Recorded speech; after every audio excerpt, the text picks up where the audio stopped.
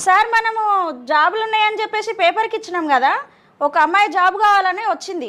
అవునా? తొలకరా ఇక్కడ. A few moments later. నమస్కారం సార్. నమస్తే. మా దగ్గర జాబు ఏందో నీకు తెలుసా? జాబులు ఏంటో తెలియదు కానీ మా ఫ్రెండ్స్ చెప్పారు జాబ్ ఉందని వచ్చిన. మా ఆఫీస్లో అందరూ పనున్న టైంలో నిద్రపోతున్నారు, పండుకుంటున్నారు. ఎవరెవరు వండుకుంటున్నారో చూసి నువ్వు నాకు చెప్పాలి. సరే సార్, జీతం ఎంత? నెలకి 25,000. Okay sir. సరే, ఈరోజే జాయిన్గా జాబ్లా. పోండి అక్కడ పోండి, ఈరోజే జాయిన్గా. 4 రోజుల తర్వాత సార్, నిన్న డ్యూటీ టైంలో రాము సోము ఇద్దరు నిద్రపోయి పడుకున్నారు సార్. రాము సోము నిన్న వండుకున్నారు సార్ అని చెప్తున్నావు. ఈ సంగతి నిన్న చెప్పకుండా ఈరోజు వచ్చి ఎందుకు చెప్తున్నావు? నిన్న చెప్దామని వచ్చిన సార్, మీరు కూడా నిద్రపోయి పడుకున్నారు ఇదే టేబుల్ మీద.